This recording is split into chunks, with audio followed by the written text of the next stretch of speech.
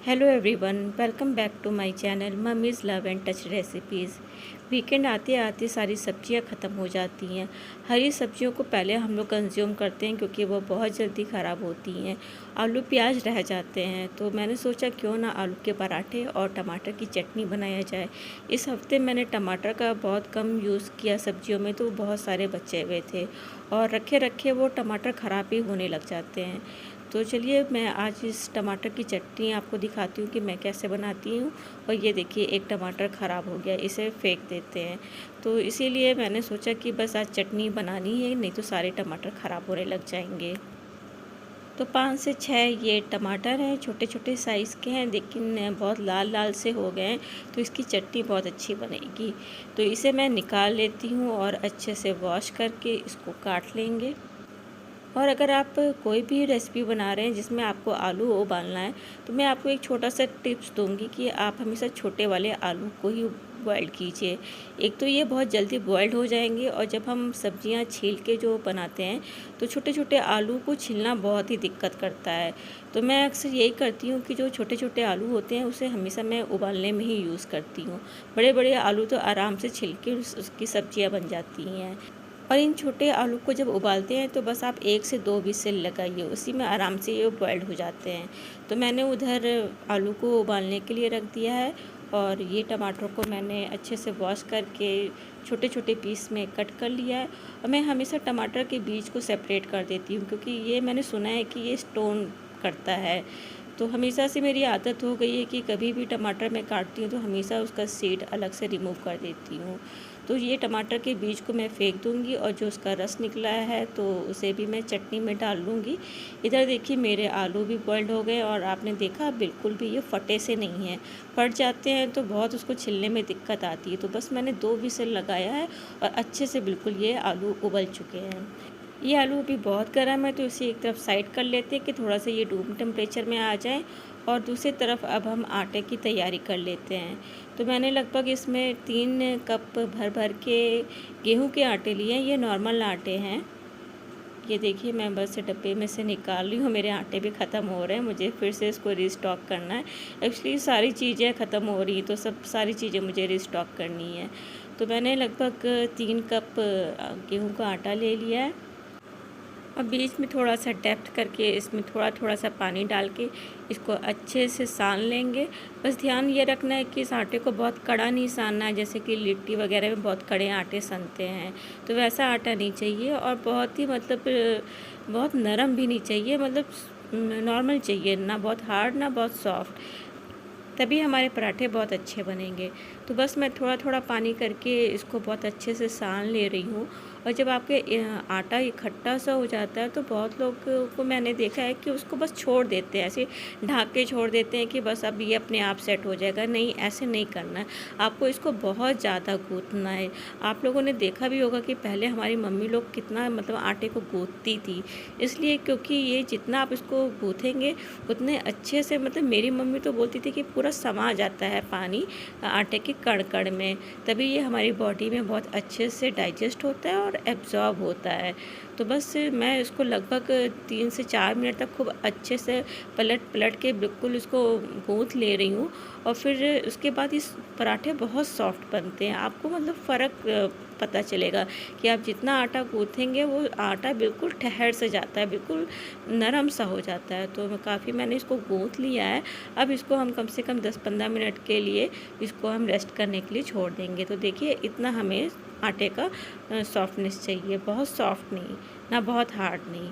तो इसको मैं बस अब ढक के छोड़ दे रही हूँ 15 मिनट के लिए। और इधर आलू रूम टेम्परेचर में आ गया है, जिससे कि इसको हैंडल करना बहुत आसानी हो जाता है। तो बस मैंने इसके छिलके उतार दिए, अब इसको अच्छे से मैश कर लिया है। और इस आलू के मसाले में मैं गार्लिक और ग्रीन चिली डालूँगी। इसको मैं अच्छे से वॉश करके पहले कूट लूँगी और फिर इस आलू के मसाले में डालूँगी। तो हर घर का अपना स्वाद होता है, तो आपके घर में जैसे भी मसाले तैयार किए जाते हैं आलू के, आप उसको मॉडिफाई कर सकते हैं। कुछ लोग इसमें भुना जीरा, काली मिर्च, चाट मसाला, लाल मिर्च पाउडर वगैरह डालते हैं। तो आप अपने घर के टेस्ट के अकॉर्डिंग इस आलू मसाला में बिल्कुल मॉडिफाई कर सकते हैं। मेरे यहाँ हरी मिर्च और ये लहसुन को डाला जाता है, तो मैंने इसको बस कूट के डाल दिया है। और फिर मुझे ध्यान आया कि फ्रिज में धनिया भी रखा हुआ है, तो अगर आलू मसाला में धनिया पड़ जाए तो मतलब चार चाँद सा लग जाता है। तो मैंने बस धनिया को निकाला है। मैं टिश्यू पेपर में इसको रैप करके रखती हूँ, थोड़े से चल जाते हैं धनिया। ये समझिए कि 1 हफ़्ता पहले का है और सूख गई हैं पत्तियाँ, लेकिन अभी भी ये हरी-हरी सी हैं। तो मैं इसको बस चुन-चुन के इसकी हरी पत्तियों को तोड़ ले रही हूँ। और आपके पास अगर फ्रेश धनिया है तो आप बिल्कुल इसको डालिए। ये आलू मसाला में पड़ जाते हैं तो बहुत ही टेस्टी लगते हैं। तो ये देखिए इतनी सारी धनिया पत्ती मैंने तोड़ लिया है और काफ़ी हरी-हरी सी है। तो हमेशा आप अगर धनिया वगैरह अपने फ्रिज में रखते हैं तो या तो आप टिश्यू पेपर में या फिर न्यूज़पेपर में कवर करके रखिए, तो आपकी धनिया की पत्ती थोड़ी-सी आगे तक चल जाती है। तो मैंने इसको बस अच्छे से वॉश कर लिया और इसी आलू मसाला में डाल देंगे और इसके बाद हम सॉल्ट डालेंगे, सॉल्ट टू टेस्ट, और सभी को आपस में अच्छे से मिला लेंगे। तो ये देखिए हमारा आलू मसाला बनके बिल्कुल तैयार है। अब इसे साइड कर लेते हैं। हमारा आटा गूँथ चुका है और मसाला तैयार हो चुका है। अब चलिए चटनी बना लेते हैं। तो मैंने देसी घी का इस्तेमाल किया, आप कोई भी ऑयल यूज़ कर सकते हैं, बस मस्टर्ड ऑयल वगैरह मत यूज़ कीजिएगा क्योंकि इस चटनी में मस्टर्ड ऑयल नहीं पड़ता है। आप बाकी कोई भी रिफ़ाइंड ऑयल भी डाल सकते हैं, पर अगर देसी घी हो तो ज़रूर डालिए। तो बस मैंने क्या किया है कि बस देसी घी डाला है, जीरा और वो बड़ी वाली सौंफ, कलौंजी, ये सब डाला है और थोड़ी सी हींग और सूखी लाल मिर्च, और ये लंबे-लंबे स्ट्रिप में मैंने गार्लिक काटा है, इसको भी डाल देंगे और सभी को अच्छे से मिला लेंगे। और इसके बाद हम काजू डालेंगे।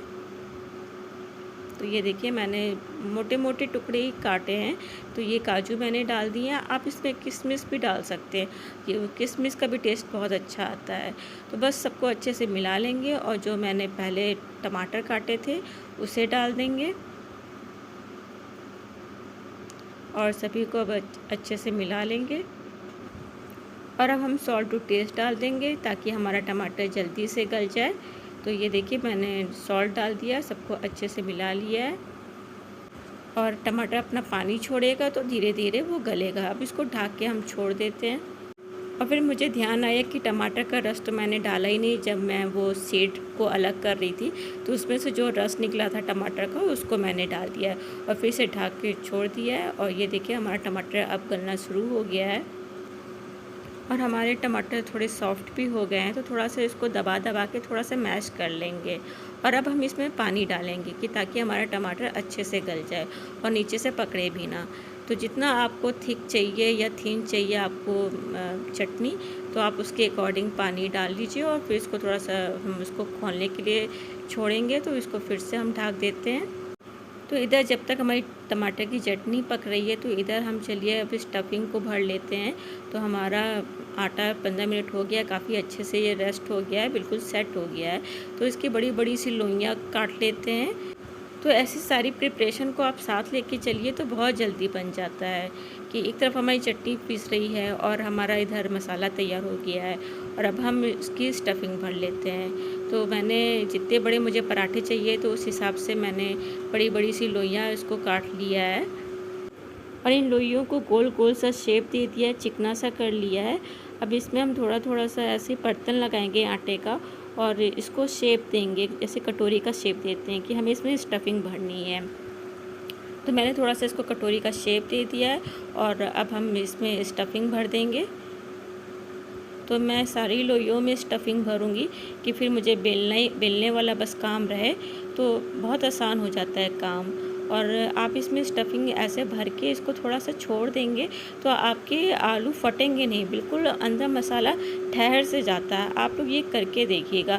कोई भी अगर आप पराठे बना रहे हैं, गोभी के पराठे बना रहे हैं, तो आप उसका पानी तो पहले निकाल देंगे गोभी या मूली का, कि जितना एक्स्ट्रा वाटर होता है निचोड़ के निकाल लेंगे। फिर आप इसको इस तरीके से भर के थोड़ा सा छोड़ दीजिए तो आपके पराठे बिल्कुल नहीं फटेंगे। अंदर जो मसाले होते हैं बिल्कुल ठहर से जाते हैं।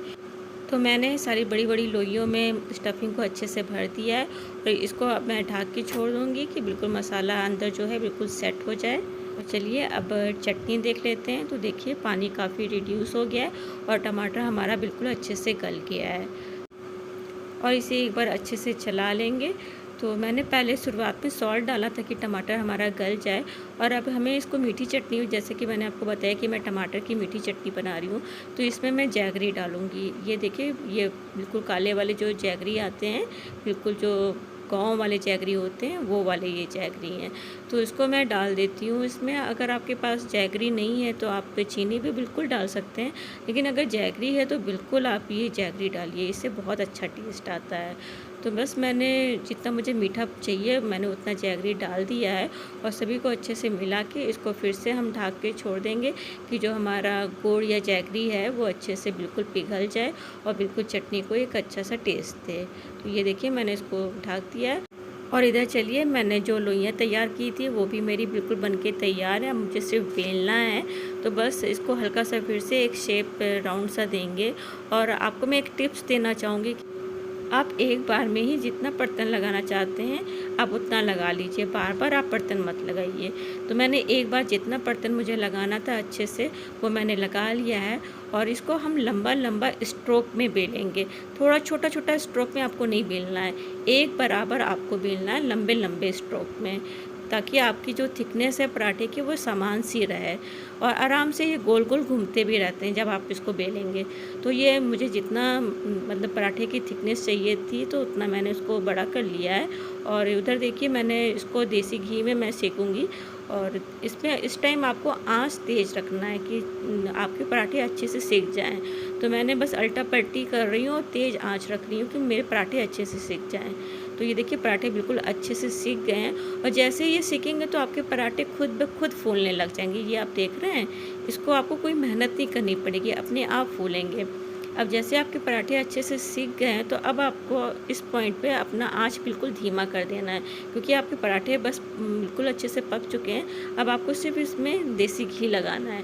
तो बस जल्दी जल्दी चारों तरफ से आप बिल्कुल इसमें देसी घी लगाइए, और बिल्कुल आपके पराठे देखिए कितने बनके अच्छे से तैयार हो गए हैं, बिल्कुल सिक गए हैं अच्छे से। तो मैं आपको एक बार और करके दिखाती हूँ कि मैंने एक दूसरा लोई लिया, बस इसको हल्का सा और चिकना कर लिया, और एक बार में ही मैं बर्तन लगाऊंगी चारों तरफ घुमा घुमा के। अब जब मेरे बर्तन अच्छे से लग गए हैं तो अब मैं इसको बेलना शुरू करूँगी। तो लंबे लंबे स्ट्रोक में इसको बेलूँगी। ये मैंने एक पराठा जो बनाते हैं मैंने उनको देखा है, तो वो ऐसे लंबे लंबे स्ट्रोक मार रहे थे और इवनली स्ट्रोक मार रहे थे, कहीं कहीं मतलब कम प्रेशर, कहीं ज़्यादा प्रेशर नहीं। तो आप एक समान प्रेशर चारों तरफ अच्छे से डालिए, तो आपके पराठे कहीं मोटे पतले नहीं होंगे, और जो अंदर स्टफिंग है वो इवनली बिल्कुल स्प्रेड होएगा। तो बस ऐसे मैं लंबे लंबे से स्ट्रोक मार ले रही हूँ, और ये देखिए, बर्तन भी लगाने की बिल्कुल ज़रूरत नहीं पड़ती है। अब जब जितनी आपको थिकनेस चाहिए तो बस उतना आप उसको बेल लीजिए, और फटाक से बस इसको मैंने तवे पे डाल दिया है। और इस पॉइंट पे हमेशा आंच को तेज़ रखना है, क्योंकि हमें अपना पराठे को सेकना है अच्छे से, और चारों तरफ इसको घुमाते रहिए क्योंकि साइड साइड के भी पराठे अच्छे से सेक जाएँ। और बस इसको मैं तेज़ आंच पे उल्टा पलटी करके अच्छे से सेक ले रही हूँ, और जैसे ये पराठे अच्छे से सिकने लग जाते हैं तो ये पराठे खुद ब खुद फूल जाते हैं। तो बस ये पराठा अच्छे से फूल गया है। अब मैं आंच इसका कम कर दूंगी, और इसमें अब देसी घी चारों तरफ से लगा लेंगे चारों तरफ से। तो ये देखिए, बस मैं देसी घी अच्छे से लगा ले रही हूँ। तो इसमें बस वही 2-3 चीज़ों का ध्यान रखना है कि बहुत ज़्यादा बार बार बर्तन नहीं लगाना है, और जब एक बार आपने बर्तन लगा लिया तो बस आपको लंबे लंबे स्ट्रोक मारने हैं, जिससे कि आपके जो पराठे हैं बिल्कुल इवनली बेले, और कहीं मोटा कहीं पतला ना होए। और आपकी जो स्टफिंग है तो इस वजह से आपकी स्टफिंग भी बिल्कुल इवनली स्प्रेड होएगी। तो बस ये छोटी छोटी चीज़ें हैं, और फिर आप इसमें देसी घी लगा लीजिए। अब देखिए कितने अच्छे पराठे बिल्कुल बन सिक के तैयार हो गए हैं। तो मैं दोनों तरफ से अच्छे से इसको सेक ले रही हूँ, और मेरा ये पराठा भी बिल्कुल बन के तैयार है। और इसी तरह हम सारे पराठे को अच्छे से बेल के और अच्छे से सेक लेंगे। ये देखिए, मेरा ये पराठा भी बिल्कुल बन के तैयार है, बिल्कुल फूला फूला सा। चलिए अब इस पराठे को भी अब निकाल लेते हैं। और देखिए, इधर मेरी चटनी भी बिल्कुल गाढ़ी सी हो गई है, और आप इसका कलर देख रहे हैं, ये जैगरी की वजह से इसका इतना अच्छा सा कलर आया है। आलू का पराठा वैसे तो सभी को बहुत टेस्टी लगता है, लेकिन इस बार आप ये मीठी वाली टमाटर की चटनी के साथ बनाकर देखिएगा, आपको बहुत पसंद आएगा। अगर आज की रेसिपी आपको पसंद आई है तो अपनी फ्रेंड, फैमिली और रिलेटिव्स के साथ शेयर करना ना भूलें। And please do like, share and subscribe my channel. Thank you.